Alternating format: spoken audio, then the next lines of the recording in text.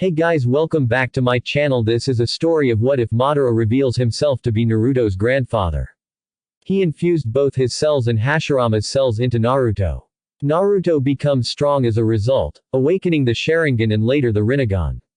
Before we start, thank you for the support, it really means a lot to me. Don't forget to subscribe and leave like and check the description for the creator of this great fanfic and support them for making this fanfic. And now let us start. Disclaimer. I do not own Naruto Chapter 12 Kiri Part 3. Somewhere at the outskirts of Konoha, the War Hawk of Konoha, Danzo Shimura sat comfortably on his throne. He was inside his root-hidden bases. His loyal Anbu were kneeling before him. They were presenting the old War Hawk with the latest news on the Jinchuriki of the Kyuubi. Ever since Naruto had made his appearance known by attacking Orochimaru, he had sent his loyal Nae to get as much information on the Kyuubi. Is this truly accurate? Danzo asked in a monotone voice. Yes, Danzo-sama, one of the men kneeling replied. Danzo frowned. The report was not what he was expecting. Naruto had become far stronger than he had anticipated. It would make things difficult for him to make the boy one of his agents. Looking at the report from Naruto's battle in Kiri, Danzo could not help but deepen his frown. If everything was indeed true, then the blonde would become difficult to control. He would only become a threat to his plans. He could not allow that. Get me Kaharu and Homura, he ordered. Without a word, the root agents were gone. Danzo smiled inwardly. Now was the time to begin plotting. Kiri heroes are born and are men who have done good deeds for their homes. They live to protect people they call their precious. It is highly unlikely for one to become hero for another country in the shinobi world. Every man fights for himself and every village for its own interest. Only a few kind people are willing to fight for another village even if it is not their jobs to do so. Those people fall in the category of real heroes. Good deeds are done, but often not many are done because one does them willingly or so because it is in their nature to do good things. Many in the shinobi world simply do good things because it is their job. Without doing good things they don't get paid, thus can't afford a living. Many ninjas, men and women alike, strive to become heroes. Not every weak and ordinary man can become a hero. But a strong and courageous man becomes a hero. So, many train hard, punishing their bodies so that they can be strong enough to be heroes for their villages. Heroes are admired at their homes for the good deeds that they do. Often some shinobi train for power simply to protect what is precious to them. That road also leads to one being a hero to those that one is precious to. Children and aspiring ninjas take heroes as their role models, shinobis to surpass. But to simply do good deeds for the fame is not a mark of a hero. The life of heroship is the life of sacrifices. Real heroes sacrifice their strength, body and mind for those that are precious to them. Many live as heroes, but often than not, some die as heroes. The life of a real hero is paved with joy, but most often heroes endure heavy mental problems with the choices they have to make. Heroes sacrifice many. The problem with sacrificing is when one starts to question what to sacrifice, what not to sacrifice. Regardless, even in the face of death, heroes are always smiling because they are at peace with themselves. They know that they have lived their life to protect what is precious to them. The mark of a true hero is not to do good things for the fame it brings. Most heroes do things in the dark. Few know the fact that they are heroes, many see them as criminals. Uchiha Itachi is a prime example of this. He massacred his own clan for the sake of Konohagakure. He killed his own clansmen so that his village would not be caught in a civil war that was to surely destroy the village. With his actions he saved so many lives, yet at the same time took so many lives. The same village he sacrificed for sees him as nothing more than a criminal and a traitor. Regardless of that, his village is still standing, not suffering or recovering from a civil war because of his sacrifice. This man is a true hero and a true shinobi. Many might not see him as such, but as long he knows it within his heart, he has no problems with how the world views him. Many people who become powerful and are admired in their villages, tend to become corrupt seeds. When you are powerful and your village admires you, you live a famous life. A life of fame, seen as a hero. Things go your way, women throw themselves at you, simply because you are powerful and cool. Villagers respect you for your strength. People trust you because of the service you provide for your village. Whenever things go wrong you are never a suspect because people trust you. Nobody expects you to be doing wrong things. They expect you to be correcting wrong things. That is why when things go wrong your name is always far away from the suspect list. It is on the name of those to investigate the matter. But mostly those who become corrupt are those who do good deeds for the sake of the fame. It is because their hearts were never pure to begin with. They did not save people because they needed to be saved or because they cared, it was only because they wanted to be famous. Such people are two-faced. In the dark shadows, they lurk taking advantage of women, who are unfortunate to be infatuated with them. They take advantage of the fact that people trust them. They abuse the power they have. Such corrupt seeds are not heroes. They are nothing but products of greed. The Sandaime Raikage made a brave sacrifice during the Third Shinobi World War. He stood against 10,000 enemy shinobi. He allowed his men to run away while blocked the path of the enemy.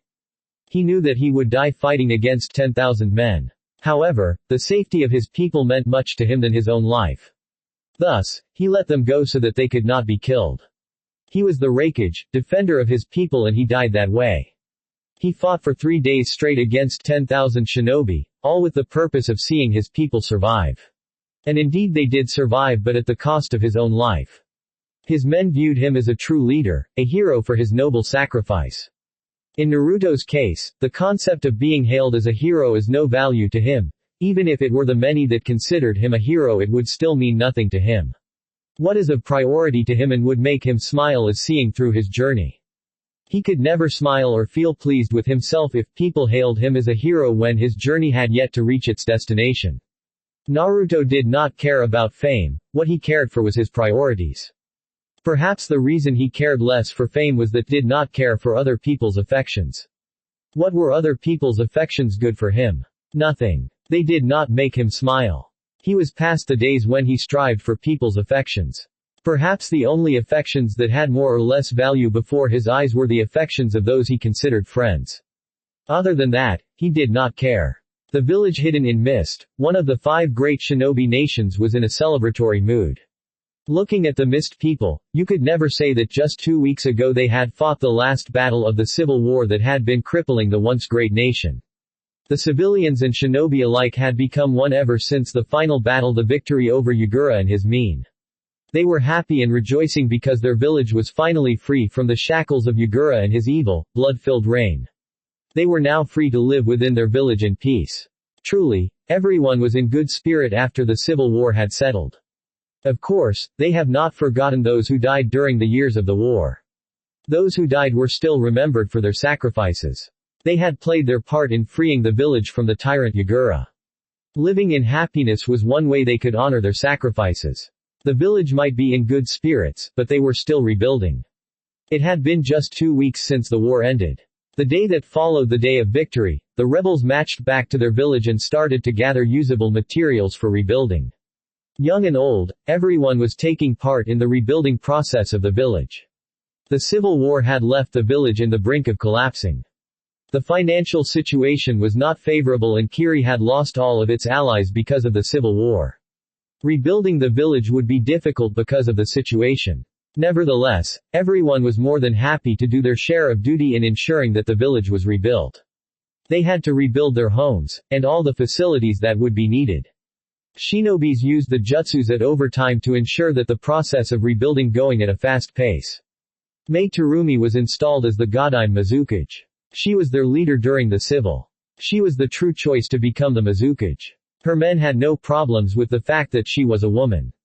Woman or not, they accepted her as she was because they knew she was a good leader and the strongest amongst them.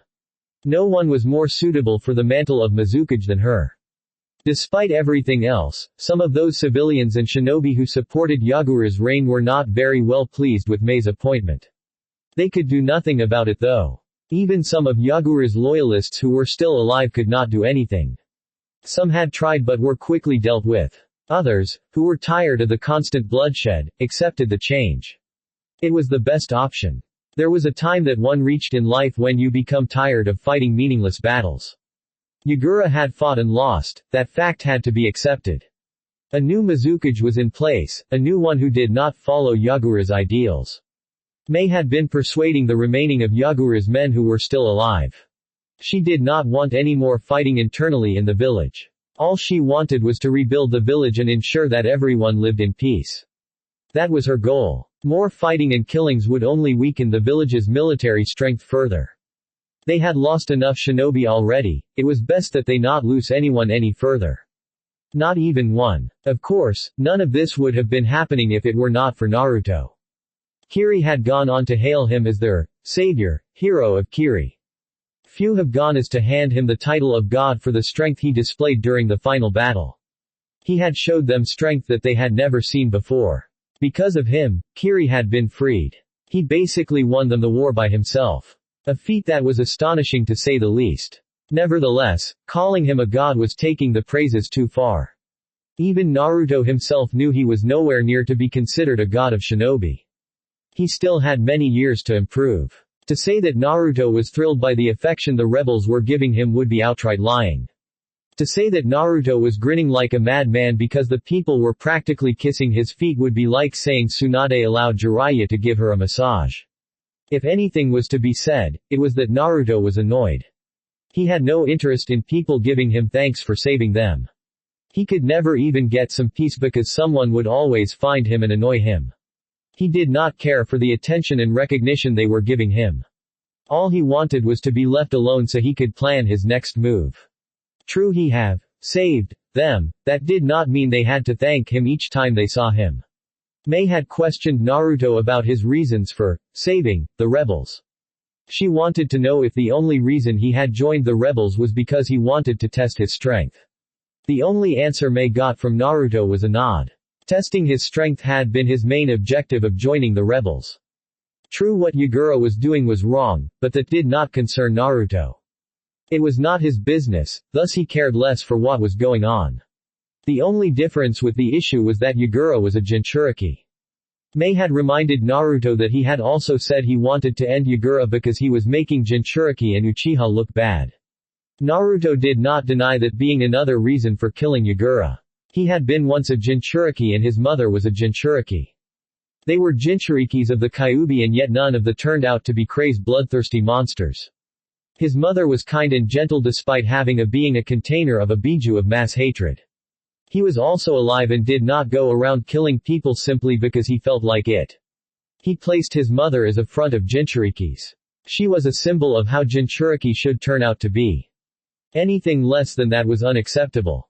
Yagura was making Jinchuriki look bad, he was giving people a reason to call Jinchuriki monsters.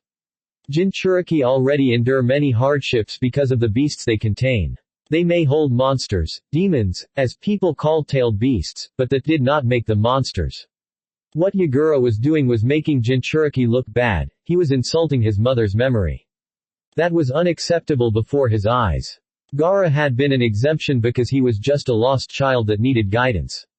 There had also been a rumor spreading around that a Sharingan was manipulating Yagura. That being said, it made Uchihas look as bloodthirsty murderers because whatever action Yagura took was because an Uchiha was controlling him. Therefore, it was Uchiha's fault that Yagura was spilling blood. Naruto did not want such a rumor to be associated with the Uchiha. Itachi had massacred them to avoid something as bad. If he had not done what he did, the clan would be remembered as the once great clan that attempted a coup d'état. Naruto wanted the Uchiha to have an image of a great, prideful and powerful clan. Yagura might have been a victim of the Sharingan, but that did not change the fact that his name was dragging the name of Uchiha down. Killing Yagura in the middle of the war had it not been for the fact that Naruto wanted to test his strength, he would have simply had White Zetsu drain the man of his chakra then drag him to him so that he could see that he was taken care of. Not assassination. No, the draining of chakra would could be taken before Naruto without much trouble.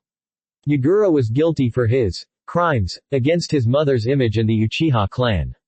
He would never deny that he had joined the rebels because Yagura had to be dealt with. Naruto was sitting alone just outside of Kiri. It was somewhat quiet outside the village, that is why Naruto preferred it over being at the village. Since not every building in the village was destroyed, which meant that there were houses, hotels and restaurants that were still operating. Naruto could have chosen to stay at his hotel, but many knew where he lived. If he stayed there he would have women knocking at his door during night or day. Their reasons would be to thank him in special way. While others just wanted to jump on him because he was cool. Fangirls never dwelled well with Naruto. Their behavior was annoying, not the least amusing. Lately a few people ever tried to cross his path though given his attitude. He was not the one to be smiling around the village. People had become intimidated because he would simply stare back at them with his Sharingan. That put on the male population away from him. Unfortunately, that did not seem to work on the female generation. To them his attitude only made him cool. Naruto was pleased with his own strength and what he could do. With years, it would increase and he would surpass all the legends in the shinobi world. Perhaps the one he would not be able to surpass would be the Sage of Six Paths since he had no plans to collecting all the Biju and seal them within himself. However, with the Rinnegan and the Eternal Mangekyo Sharingan, he could attain a piece of the Sage's power. That was enough for him. He doubted that anyone in this age or generation would even come close to reaching the strength level Madara had. The current shinobi were a nuisance in regards to strength when compared to Hashirama and Madara. Perhaps even the Sandaime Raikage, the man did fight the Gyuki alone to a draw and suffering only one injury. He had an ultimate defense that no one could bypass, even the Gyuki's Bijumuda could not. However, Naruto doubted that the Sandaime's shield would stand against the Kyuubi's Bijumuda. Even in its imperfect form the Kyuubi was still the strongest of the nine-tailed beasts. The Gyuki might have been second to the Gyuki in terms of power, but it could never defeat the Kyuubi even without half of its power. Naruto looked from beside him to see Zetsu right beside him. I thought you might have been interested in keeping the Sanbi for yourself, Zetsu said looking at Naruto. This was the first time they were speaking after the final battle. Zetsu had never appeared before Naruto. No, I have no interest in the Three Tails. But, with the death of its Jinchuriki it will take no less than 5 years for it to reform. With that much time, Akatsuki's plans will be put on hold till it reforms, Zetsu concluded, seeing now the reason Naruto did not extract the Sanbi from Yagura before he died. Yes, they have to seal the Bijus in order. Without the Three Tails, they won't be able to move on to the Four Tails. Zetsu nodded, what do you plan on doing with them? Are you going to hunt every member down? No, Naruto replied shaking his head. You will continue watching their movements and report when they make a move for Shukaku and the Two Tails. You are going to allow them to take the Jinchurikis. No, I will intercept them before they do since you will be tracking their movements. If I can just stand in the way of them catching a single Biju, Obito will be forced to take me seriously since I have no doubt his arrogance has yet to see me as a threat, Naruto replied impassively. No doubt when he sees you as a threat he will come to you himself or send Nagato after you. He will come to me all right. Fight me. No, he wouldn't do that if Nagato is still alive. The likely choice will be that he will send Nagato after me. Again, Zetsu nodded and smiled. Well, things are going to be surely interesting from now on, he said. They will, but mostly it will also be annoying, Naruto admitted. Since he was going back to Konoha, he would have to deal with the council and other things that he would rather not deal with. I have something interesting you may want to know, Zetsu stated making Naruto look at him. Jiraiya's spy network is really effective, he already knows that you are here and is on his way, Zetsu revealed. Jiraiya's spy network was indeed effective. He had more information in the Akatsuki than any other village and was able to find Naruto's location before anyone else could. Kiri had cut itself from the rest of the world, thus it was very difficult to get information from the village. Now it was a little easy since the civil war was over. Naruto was sure that people were now starting to whisper his name around the corners of the world. Is he coming alone? Naruto asked. He was not surprised that the Sannin had decided to pay him a visit. Jiraiya would never miss the chance to chat with him. No, he is coming with Sasuke and Kakashi, Zetsu replied. Sasuke. Has he completed his training? Zetsu nodded. I guess I will see how little Sasuke has grown, Naruto said, not sounding like he was interested in what he was saying. What have Danzo and the elders been planning for me? They are planning to put you and Sasuke under the Clan Restoration Act. And some other things, Zetsu replied. He had no doubt Naruto would outright refuse to be placed under the act. Naruto's face took an amused expression, no doubt so that we can breed more Sharingans for the village, he said. But you do have to look for someone if you are going to restore the clan, Zetsu commented. Even if Naruto would refuse to put placed under the CRA, he still had to find a woman or women to help him restore the Uchiha clan. With Sasuke also there, they would restore the clan faster than it would have been if it were only one person. I am aware of that, Zetsu, Naruto said. He was aware of the fact that he had to find himself a woman to help him restore the Uchiha clan. Soon he would take care of Nagato and Obito, by that he had to have already laid the foundations of restoring the Uchiha clan. It was bothersome for him. Have you begun looking for suitable candidates? Zetsu asked. He was truly interested in the subject. Naruto never talked about it, not ever. I was not looking for any candidate, Naruto replied with a shrug. Have you located Orochimaru? He asked, changing the subject. Zetsu sighed. Yes, he is in the Stone Country. It appears that you did some damage to his body. Good. We will head there after Jiraiya arrives, Naruto replied. Zetsu nodded. I will be going back to the hideout. It will take a few days for Jiraiya to arrive here. I will return within a week, maybe before he arrives. Zetsu stated and sunk to the ground. Naruto did not even respond when Zetsu spoke. Naruto stayed still after Zetsu had left.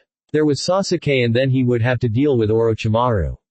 This time Orochimaru would not make it out alive. He wanted to have the Kyuubi complete sooner rather than later.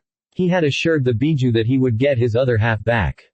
He would ensure that he got it back for the Biju to be complete again. It would also make him feel better. He did like perfection. That night Naruto lay in his bed, eyes closed. He did not have much to do before he could go after Orochimaru. Relaxing for now until Jiraiya arrived would be best he could do. It would be amusing though, if Jiraiya were to try to force him back to Konoha. There was no doubt the Sannin would bring up the subject of going back to Konoha. Naruto was not interested in going to Konoha now. He wanted to set a few things straight before going back to the village.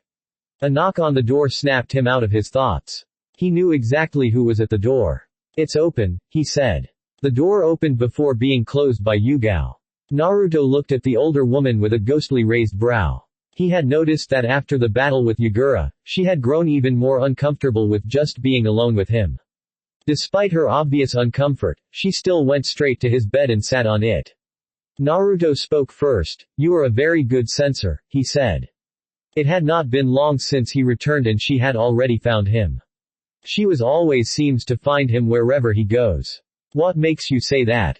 Is it not true? Naruto replied with a question of his own. Yugao nodded. It was true, she was one of the best censors in the Anbu.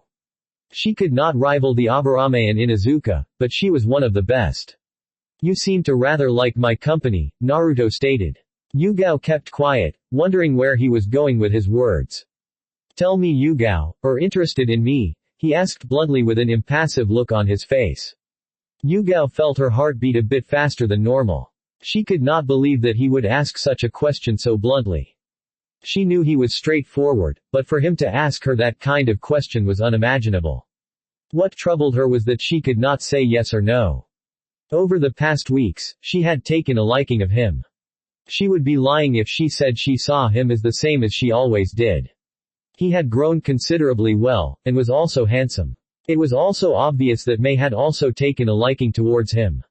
A fact that did not please her. The fact that she did not like it when Mei flirted with Naruto had her question what she thought of Naruto. Right now she did not know what she felt. When are we leaving here? She asked, changing the topic. She couldn't answer his question. Not because she did not want to, it was because she did not know what it was that she felt about him was. Jiraiya will be arriving here in a few days along with Kakashi and Sasuke. You will go back to Konoha with them, Naruto replied. If he had asked Mei that question, she would have definitely answered him without missing a heartbeat. The woman was straightforward with what she wanted. Naruto did not see anything wrong with it. It was a good attitude to him. He was also not shy to ask what he wanted. Yugao looked at Naruto. She was not going to ask him how he knew that Jiraiya was coming back to the village along with her senpai and Sasuke. If anything, Naruto was resourceful and seemed to know about everything.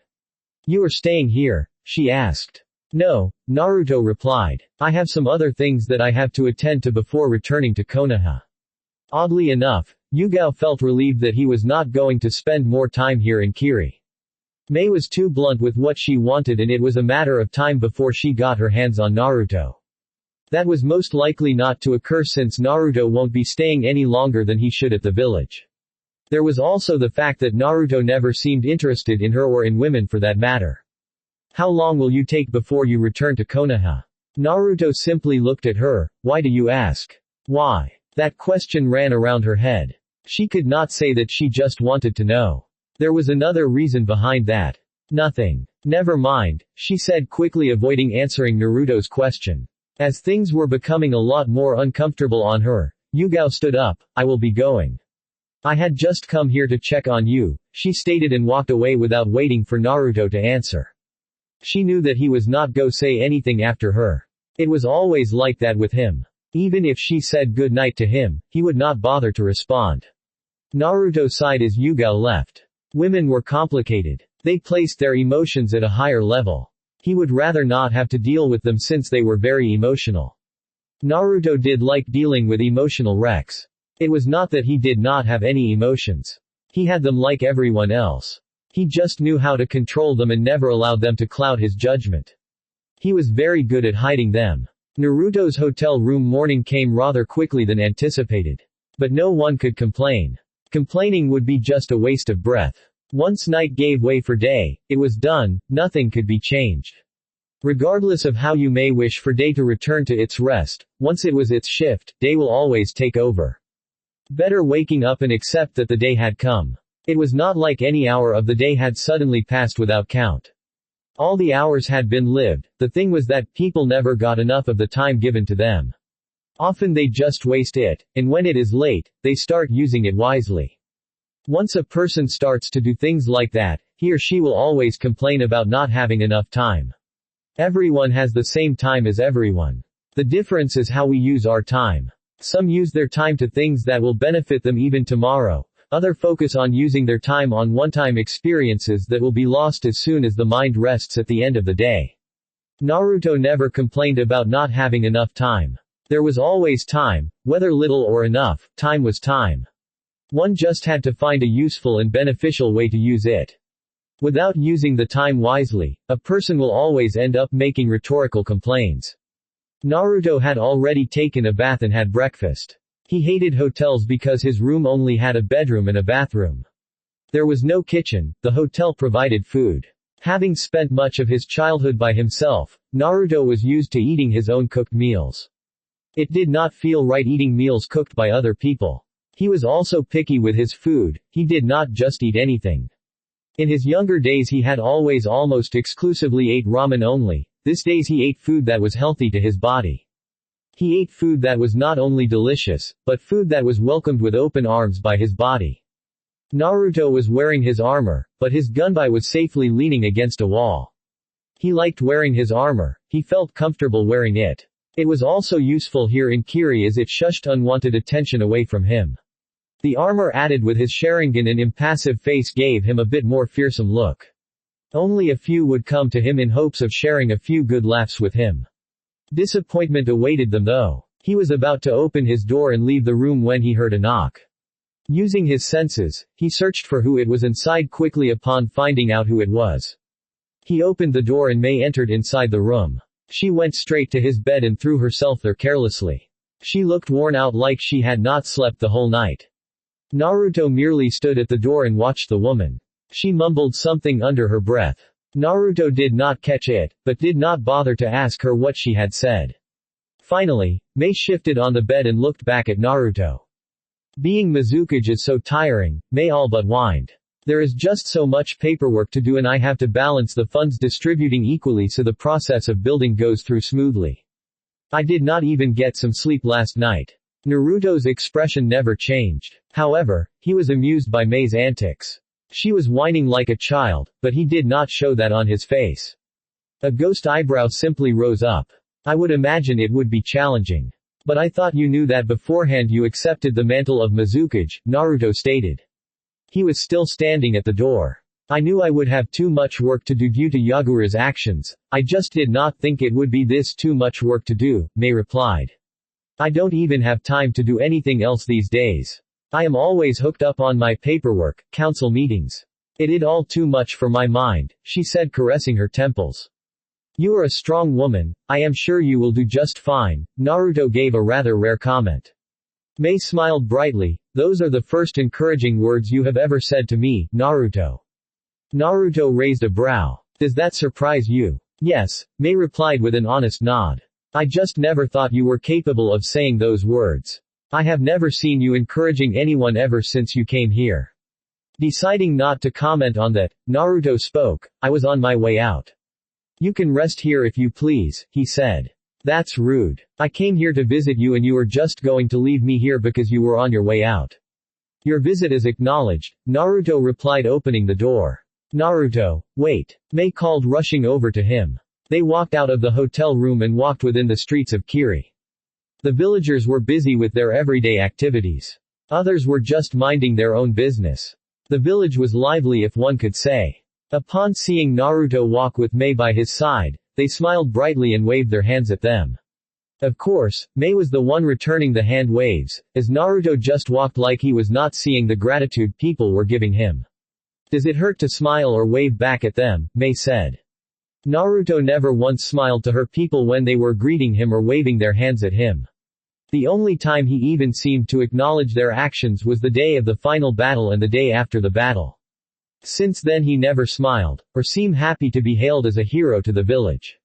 No, but it is not necessary since I have already done that, he replied with a nonchalant shrug. Not necessary. Their reasons for being kind to me are for that I saved them. I have already acknowledged their thoughts and it would be pointless and a waste of my energy for me to walk about the village waving my hands to everyone every day. Mei sighed and decided not to say anything further. They continued to walk further in silence. They just walked seemingly to an unknown destination.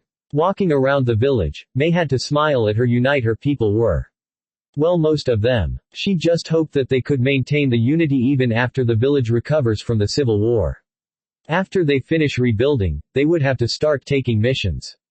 This meant that shinobi will no longer be running around the village as they would be busy doing missions.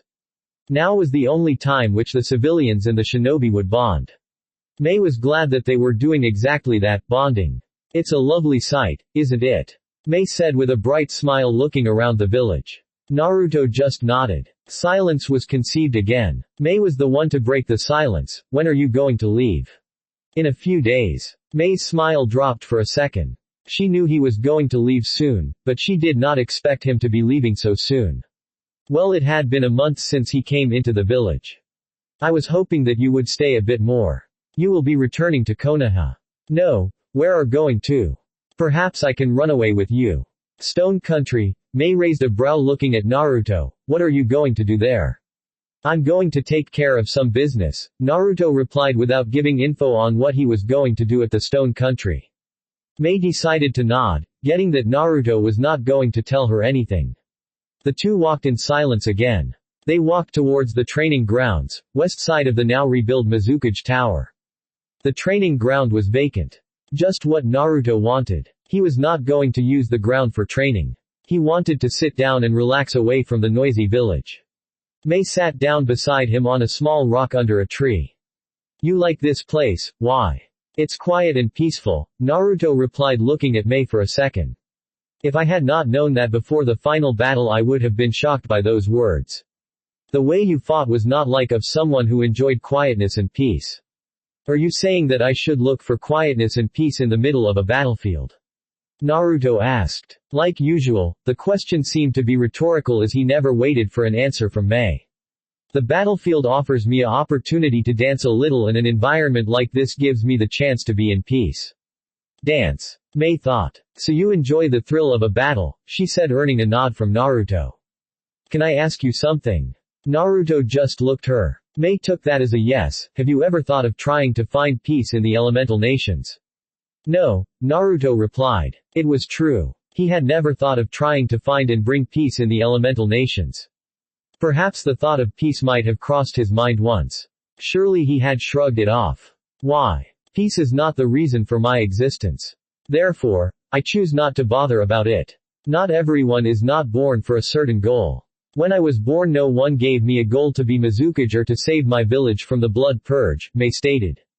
But because we have feelings and care for our home, we do things that we never thought we would. Look at me, I was forced to become a leader of the rebels going against the leader of our village. It was not a reason for my existence, but I chose to do it for my survival, for the survival of people I care about. She almost sounded like a priest when she spoke. Your reasons for saving your village and becoming its leader are that you care and for your survival. That is understandable. I would have done the same. Mei was now surprised, really. Naruto did not bother to respond to her question. Then what about peace? What about it? Why won't you try to bring it to the shinobi world? He certainly had the power to change things. His power was astounding, and yet with all that power he chooses to do nothing.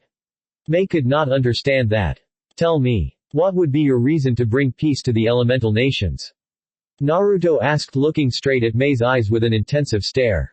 The stare unnerved her. Because I do not like what the elemental nation has become. I want a world where everyone is free. I want a world where things like what happened here in Kiri don't happen again.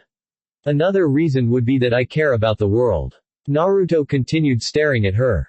Mei stared back without flinching after answering his question. How noble of you, he said.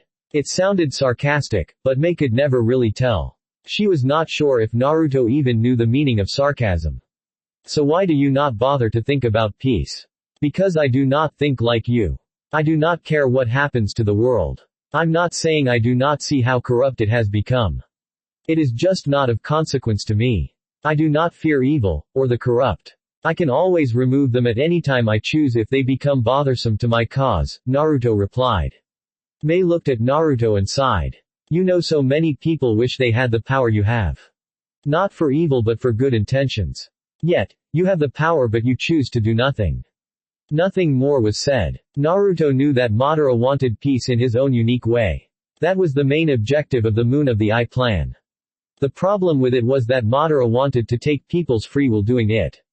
He wanted to take away people's reality and put them in an illusion.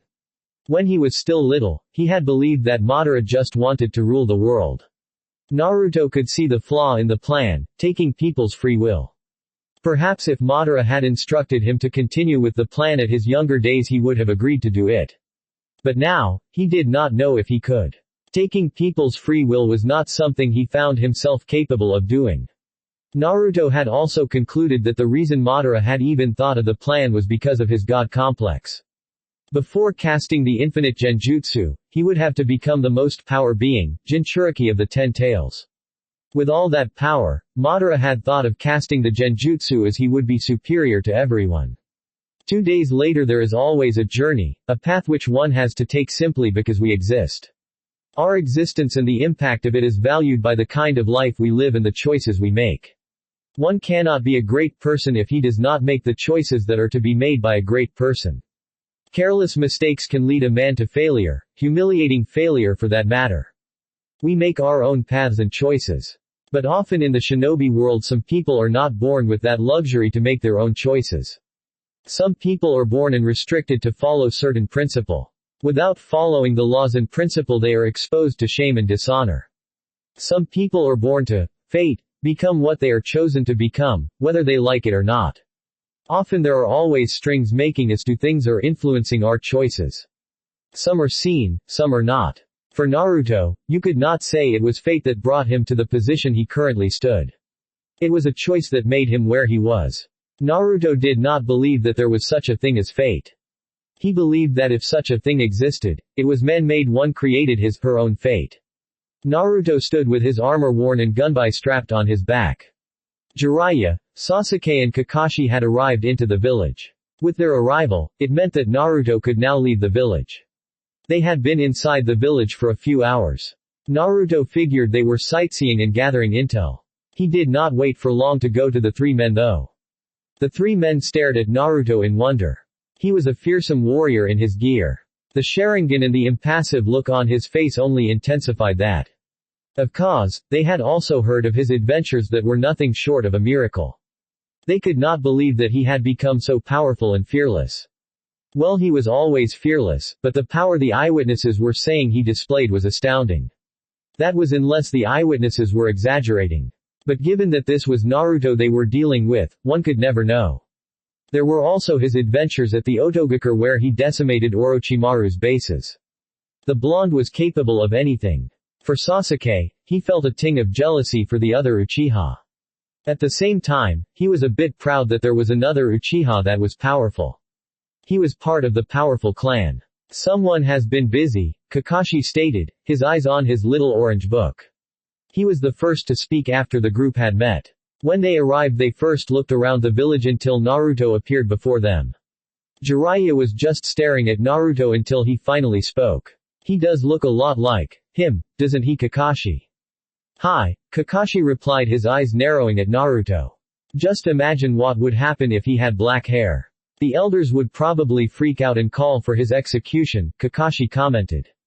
Naruto looked at Sasuke. The Uchiha seemed different and he could tell he had improved his strength. Kakashi has trained you well, Sasuke, he stated, ignoring Kakashi and Jiraiya's conversation. Sasuke just nodded. Kakashi this time had trained him with all his might, unlike when he was still a genin. And you have become strong, Sasuke stated. Yes, I have, Naruto replied. His eyes morphed into its M's form. Tsukuyomi, he muttered. World of Tsukuyomi. Sasuke found himself in a familiar place, the same kind of place that gave him nightmares in his younger days. He looked around and saw Naruto looking at him with a calm expression of his face. It appeared that he was not going through another torture session. The thought made him sigh in relief. I see you remember this place, Naruto stated. It is not so different from what Itachi did to you. But I did not put you under this illusion to harm you. I figured that much, Sasuke stated, looking back at Naruto. You said it before that you and I are like family. You are correct about that. You and I are the only Uchihas that will give birth to a new generation of Uchihas. But for that to happen, you and I must be willing to work with each other. Don't you agree? I agree. That was why I even bothered to go talk you after the Chunin exams, Sasuke stated. Naruto nodded. That is what I wanted to hear. I believe that you will be going back to Konoha when you leave here. What I want you to do when you go back is to go to Tsunade or the council and tell them to return every Uchiha property and money that was confiscated after the massacre. Do not take no for an answer, is that clear? Sasuke nodded with a smile. He was liking how Naruto was thinking. Also make sure they give you back everything. Some scrolls were taken from the library, get them back. When everything is done I should be returning. Then we can begin rebuilding the compound. If they refuse to give me what is ours. Sasuke, since when do you take no for an answer? Naruto said with a small smile. Perhaps the first time he ever smiled to Sasuke. Sasuke smiled too and let loose of a chuckle, perhaps never. But you do know that they can be difficult sometimes. If everything is not returned when I return to Konoha, then we will just have to make them see reason now, won't we? Sasuke nodded with a smile. With everything now said, Naruto cancelled his technique. End world of Tsukuyomi. The change in Naruto's eyes did not go unnoticed. However, no one was willing to ask anything about it. Before you leave, look for Yugao. She is somewhere in the village, Naruto stated, looking at Kakashi. She is here? Kakashi questioned. Naruto did not respond. He turned his back on them to leave only to be stopped by Jiraiya. Where are you going? Naruto turned around and looked at Jiraiya. Where I wish to go, he replied. Naruto. Jiraiya was cut off by Kakashi. Aren't you going back to Konoha with us? Kakashi asked. He knew that if that was Naruto's first answer to Jiraiya's question, it was not going to change. He had spent more time with the blonde than Jiraiya. So between the two of them, he knew him best. No, Naruto responded. I have other business to attend to.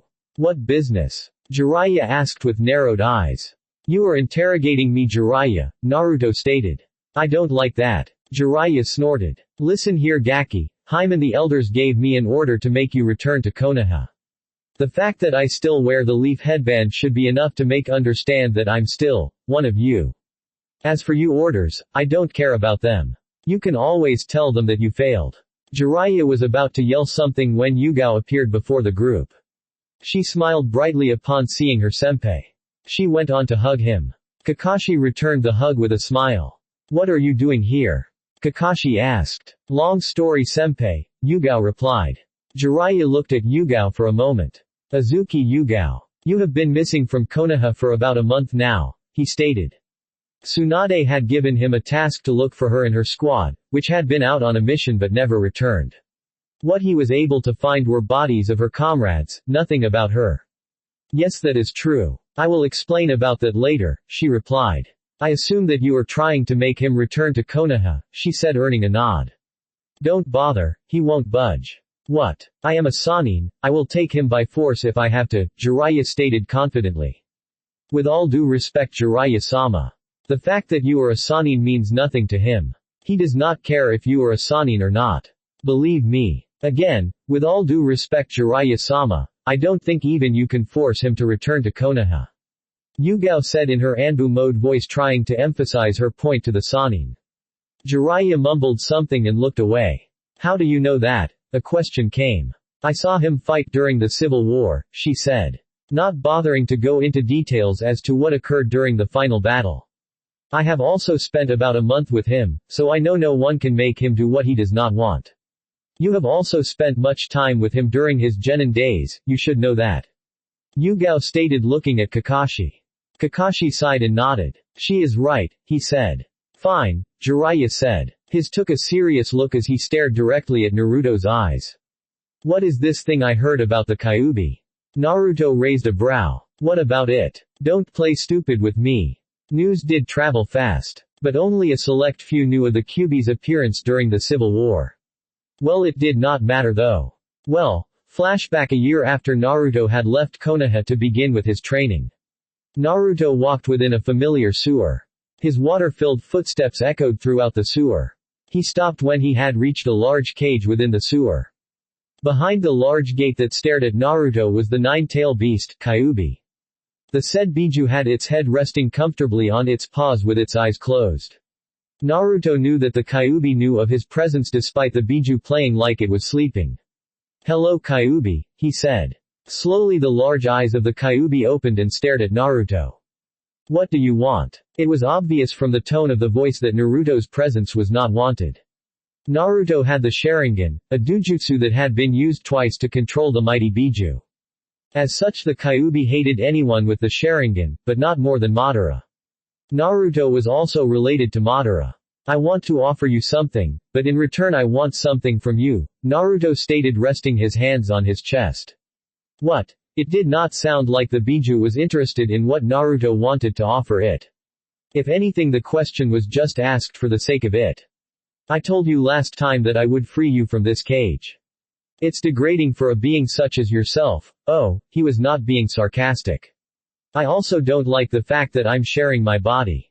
Perhaps if it was the Jubi I would not complain, he said. If I give you your freedom, you will come to me when I call you. The Kyuubi did not even think about it for a second. It snorted, my freedom for being manipulated again. I would rather stay in here. You are letting your hatred toward men cloud your thoughts, Naruto said, pissing off the Kyuubi. His words sounded like an insult to Biju. I never said anything about manipulating you. You are just making those assumptions on your own. It's always like that with humans. They say that and do this. Your words mean nothing to me. The Kyuubi spat. You are being difficult and complex like a woman, Naruto stated. Watch your mouth, brat, the Kyuubi said in a low, dangerous tone. You say you can't trust my words.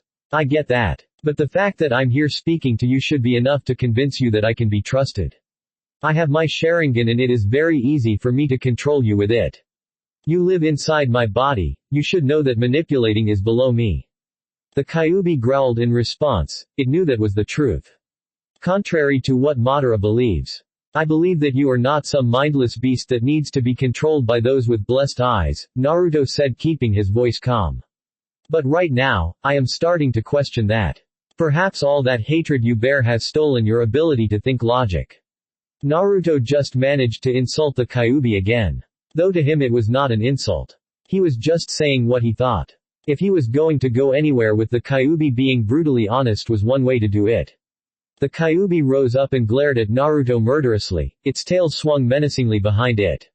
I will not tolerate you to speak with me like that, brat. If it was not for this cage I would have ripped your body apart in a matter of seconds. You will not tolerate me to be honest with you. He did not wait for the Kyuubi to respond though.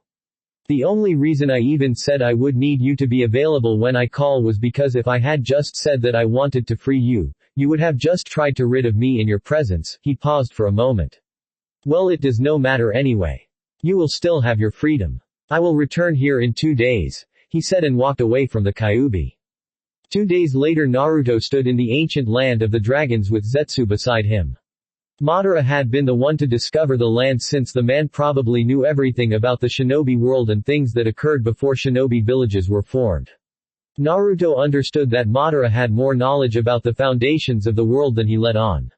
Madara only told Naruto what was necessary for him to know. But after spending so much time at the hideout, Naruto did some researches of his own. Madara did not see this land, but he knew it existed.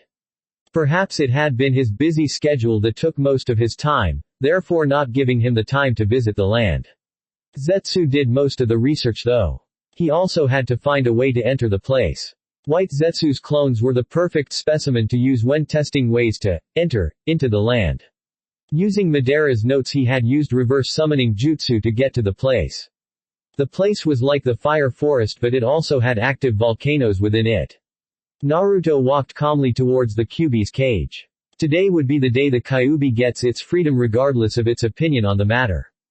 Naruto knew that the Biju wanted out. Perhaps it was just being too prideful to admit that to him.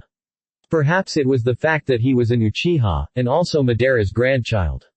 Madara had been the first man to take control over the Jinchuriki with his Sharingan. The Kyuubi hated the man for it. In fact, he hated the Uchiha for it. Given the chance, the Kyuubi would not hesitate to kill an Uchiha because of its hatred. Naruto arrived next to the Biju. It was just staring at him unblinking as if trying to figure his intentions. I came back again, Naruto begun. I am no seal master but I know how to weaken the seal. Minato's seal is quite complex, but with force it can be broken, he said. The Kyuubi said nothing, but Naruto knew his message was heard. I will weaken the seal. Zetsu will be trying to extract you from the outside, while you force yourself out of the seal, Naruto stated. I believe that is clear enough, he said and lifted himself up into the air. Upon the 2 large gates there was a paper with a kanji for seal. He lifted up his shirt and channeled chakra to his stomach. The seal appeared. Naruto's fingers glowed with chakra and he slammed them on the seal before spinning his hand. The seal twisted a bit and Naruto winced in pain. He looked at the Kyuubi to see the Biju still watching him calmly. He waited for a minute and saw the Kyuubi's chakra leaking out of the cage. The black ink of the seal on his stomach became like liquid dripping of his gut. Naruto smiled. The seal was weakening. Outside, Zetsu saw Naruto fall down to his knees. He moved quickly to let him fall easily on the ground. He lifted Naruto's shirt and saw the change on Naruto's seal. He smiled and placed his hand on the seal. He focused on the Kyuubi until he grabbed the chakra that was leaking off the seal. He pulled it out with his right hand and stepped away from Naruto. His right hand had palm open with the Kyuubi's chakra extracted from the seal kissing the palm. His left hand formed a single hand seal as he began to pull out the Kyuubi. Had Naruto not took some time to study the seal Minato had used, he would have never found a way to weaken it. But now he had found it. Still he could feel the pain his body was experiencing because of the Kyuubi's chakra being pulled out by Zetsu. It would only get worse when he tears the paper with a kanji for seal on it. Sighing, Naruto placed his hand on the seal and began to rip it off. Just then a hand grabbed him, stopping the process. He was pushed away from the seal. Yondaime, the Kyuubi growled with clear anger dripping from its voice. It stopped trying to break from the seal to glare at the man who had sealed it. Naruto just stared the Yondaime with an impassive look on his face. He was surprised to see the man in front of him.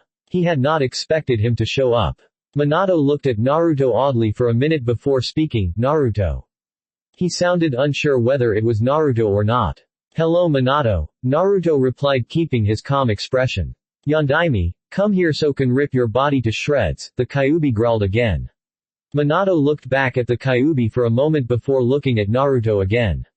He had winced when Naruto called him by his name. Looking at his son's face, he could not tell what his son was thinking seeing him. He sighed. He did not have much time to dwell on anything. Naruto, why are you trying to break the seal? He asked. It does not concern you, Naruto replied. I cannot let you free the Kyuubi Naruto. It's dangerous, Naruto cut off the Yondaime. As I said, it does not concern you. You are just a mere manifestation of chakra sealed within the seal when the Kyuubi was sealed in me, Naruto stated. You are dead. Your role has already been fulfilled. Naruto brought out his right hand, placed it at the Yondaime's chest. Minato did not know what his son was trying to do. He could not really tell what his son was thinking since his words had no anger in them. Disappear, Minato. Naruto said, releasing a wave of chakra through his hand that was placed on Minato's chest, making the chakra spirit of the Yondaime disappear into thin air. Naruto went back to the Kyuubi's gate and ripped off the seal. He looked back at the Kyuubi. Leave some chakra behind to compensate for your absence. If you don't do that, it might prove nasty for me. Naruto stated, leaving the cage. He stopped and narrowed his eyes at the Kyuubi. When you are free, my body will be severely weakened. I will be unable to do anything, and if you try anything funny, I will make you regret it, he threatened dangerously and walked away. The Kyuubi snorted at the threat and went back to focusing on trying to break free. The seal formula stretched out around Naruto's body, lifting him into the air. He was letting out a pained scream as Zetsu continued to pull out the Kyuubi from the seal. As Zetsu continued to pull the Kyuubi, Naruto's skin became pale. The process lasted for more than an hour as Zetsu did not have much chakra to forcibly pull out the Kyuubi at once. When the Kyuubi was extracted, it appeared in all its glory. Its chakra was still visible as it had yet to fully adjust and absorb all the chakra that had been left in the atmosphere due to the extraction. It narrowed its eyes at a pale-looking Naruto. He looked like he was going to die at any moment. Thoughts begun to sneak into its head as it thought of finishing the blonde while he was down. But then again, Naruto had freed it from the seal and had not even manipulated it with his Sharingan. It could roam around breathing fresh air. Damn, it missed seeing the world. Zetsu walked towards Naruto and picked him up hurriedly before disappearing from the Kyuubi's view. White Zetsu separated from Black Zetsu. Black Zetsu took over Naruto's body because he knew if he did not do that, Naruto's life would be at risk. His Uzumaki genes and the secrets to his body gave him a chance to live, but even with the chance of survival, anything could happen. As soon as Black Zetsu possessed Naruto's body, it felt the Kyuubi's chakra rushing around Naruto's chakra pathways. The Kyuubi must have left some of its chakra behind, he thought. A few days later, Zetsu had left Naruto's body after seeing that his heartbeat had become stable just a day before. And now Naruto was already up. He had not fully recovered, but he was all right. The chakra the Kyuubi had left inside his body had mixed with his own, giving him a higher chance to survive. As soon as he was able to mold his chakra again, Naruto reverse summoned himself to Drago Land, the place where the Kyuubi was extracted. Naruto found the Kyuubi resting like it always did while it was still sealed in him. How does it feel to be free? Naruto asked. Good, the Kyuubi replied shortly. Good, Naruto said. So do you trust me? No, the Kyuubi replied without missing a heartbeat. Naruto did not even look dejected by the Kyuubi's response. His face just remained, as it was, impassive. He had more or less expected the Kyuubi to give him that reply. But I can still work with you. Let me it clear. I will not become your pet and I will not do anything I do not like. That is fine with me, Naruto replied. Flashback and Jiraiya did not need to know all that. That was between him and the Kyuubi. That does not concern you, Naruto said and disappeared without telling them anything. You know, when I said to stop trying to force him back to Konoha, I had left the part that someone should go with him, Yugao stated after Naruto had disappeared. I don't think he would have agreed even with that, Sasuke said. Yay. Kakashi said. You did say that he would not do anything he did not want, Jiraiya pointed out. True. If I had offered to go with him, I doubt he would have refused. He needs someone to be his side. Kakashi raised a brow. Is Yugao-chan worried about Naruto? He teased. Yugao blushed slightly. If you saw him at the Civil War, you would be worried. He is reckless and I fear he might be in trouble because of that. He does not even think when he charges against his opponents. But I think that was because he was a little excited about fighting, she finished with a thought. Yugao-san, you did hint that Naruto was stronger than Jiraiya-sama. So I doubt anything will happen to him. Sasuke stated. Sasuke is right. Come on guys, let's go back home, Jiraiya said. He was disappointed that Naruto did not even stay to chat with them for more than an hour. He only spoke for a few minutes and left. A few minutes later Naruto was walking calmly on his way out of the Mist Village. Orochimaru was next on his agenda. He wanted to deal with the snake before going back to Konoha. Zetsu would meet him while he is still on his way. He stopped suddenly when he felt a familiar presence behind him. I'm so hurt that you were leaving without even saying goodbye, a voice of Mei spoke from behind him. I had to hear from my men that you were leaving, she said, walking closer to Naruto. Naruto managed to smile as he turned around to face the woman. I did not think my departure would hurt you, he said, sounding a bit amused. Mei walked closer to Naruto and stood an inch away from him. You were leaving without me giving you a goodbye kiss. It seems that way, Naruto stated. When will you return? I have no plans in returning here, Naruto replied, looking straight at the woman's eyes. Mei leaned closer to Naruto and stared at his eyes. Their lips were just a breath away from making contact. It seemed like eternity as Mei stared into Naruto's eyes. Mei closed her eyes and moved her lips towards Naruto's. They made contact. Mei was afraid that Naruto would not kiss her back. She felt relieved when Naruto got hold of her warm and soft lips for a moment before pushing her back.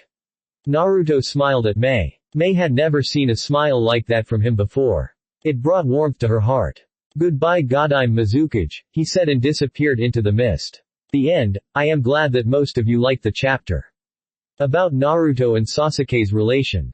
As you have seen in this chapter, the two will be social towards each other. Perhaps they will even go on missions together. Who knows? Anything is possible. About pairings. Someone raised a good point about the pairings. The prime or main pairing is Naruto x Yugao. I'm guessing everyone has had a thought that Mei x Naruto will happen because of a political marriage. Someone might ask why Naruto did not meet his mother. Don't ask, I don't think I have a good reason for it. Another summons other than the Kyuubi. Perhaps. But as of now the only summon Naruto has is the Kyuubi. Anyone with fears about this story being abandoned. Erase those fears. This story will continue until it is completed. Again, I thank everyone for the reviews. As for the next chapter, well, you already know what is going to happen. I will also add how the world reacts to the news of Uchiha Naruto's exploits in Kiri. I failed to add it in this chapter. 14th chapter, Naruto will return to Konoha. Thanks for listening. I hope you guys liked it. Don't forget to subscribe and leave a like for more what ifs and support the author. See you guys in the next video.